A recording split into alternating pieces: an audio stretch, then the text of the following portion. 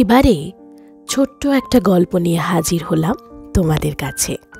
মন্দিরময় পাত্রা আর সাথে প্রাকৃতিক দৃশ্যের এক অনবদ্য মেলবন্ধন। ছোট্ট ছোট্ট মন্দিরের গ্রাম পাত্রা। এখানে আসতে গেলে দুভাবে আসা যেতে পারে। একটি মেদিনীপুর পৌঁছে তারপর সেখান থেকে আমতলা বাস স্টপেজ থেকে টোটো করে আসা যেতে পারে। আর আমি গিয়েছিলাম একটু অন্যভাবে।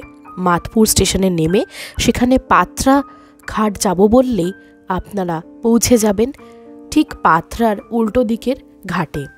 এটি ভীষণ আনকনস্ট্রাকটিভ ফেরিঘাট, তো নর্মাল নৌকা আছে, সেই নৌকা ক্রস করে যেতে পারবেন। এই দেখুন নৌকা আসছে এবং নৌকাতে উঠে আমরা চলে যাব ওই পারে পাত্রার মন্দিরের ঘাটে। সত্যি সেই সময় আবার সানসেটের সময় হয়ে গিয়েছিল, তাই অসাধারণ লাগছিল সানসেট। সাথে নৌকা বিহারও হয়ে গেল। অবশ্যই আপনারা চেষ্টা করবেন যখন আসবেন তখন এই ওয়েটা নিতে।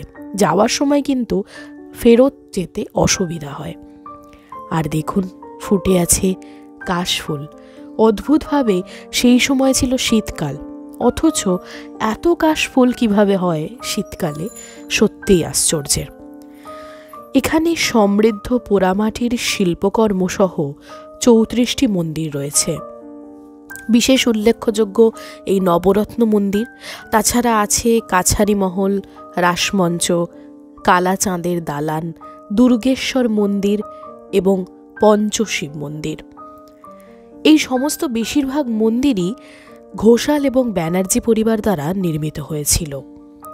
ধনী পরিবার ঘাঁটি স্থানান্তরিত হলে পতন শুরু হয়। এটির প্রধান আকর্ষণ হল 250 বছরের পুরনো 40 ফুট উঁচু নবরত্ন মন্দির। একই প্রাঙ্গণে একটি ছোট 8চালা মন্দিরও রয়েছে। এখন এই জায়গাটি আর্কিওলজিক্যাল সার্ভে অফ ইন্ডিয়া দ্বারা সংরক্ষিত, তবে বেশিরভাগ জায়গায় প্রায় ভগ্নপ্রায়। এটি ছিল নাটমঞ্চ। আপনারা যে কোনো দিন এসে এটা দেখতে পারেন। এখানে কোনো এন্ট্রির আলাদা করে ব্যাপার নেই, এভাবেই বিস্তৃত হয়ে রয়েছে চারিদিকে মন্দির।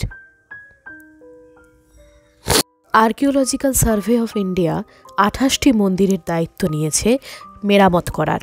তার মধ্যে 18টি মন্দিরের মেরামত কার্য এখনও পর্যন্ত সম্পন্ন হয়েছে।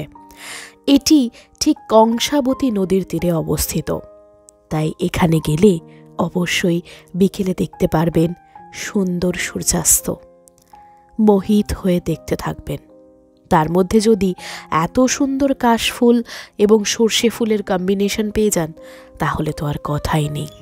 সত্যি দিনটা এত সুন্দর ছিল। দেখুন, একদিকে সর্ষে ফুল, অন্যদিকে কাশফুল, এক অসাধারণ মেলবন্ধন। মন্দির দেখে যত না মোহিত হয়েছি, তার থেকে বেশি মোহিত হয়েছি এই প্রাকৃতিক সৌন্দর্য দেখে। আর এখানে আপনারা কোনো কিছু খাবার দাবার পাবেন না। খাবার খেতে হলে মেদিনীপুর টাউনে যেতে হবে। মেদিনীপুর শহরে আর কি কি ঘোরার জায়গা আছে এবং একদিনে কোন কোন জায়গা ঘুরতে পারবেন সেটি অন্য একটি ব্লগে দেওয়া রইল। তার লিংক ডেসক্রিপশনে দেওয়া থাকবে।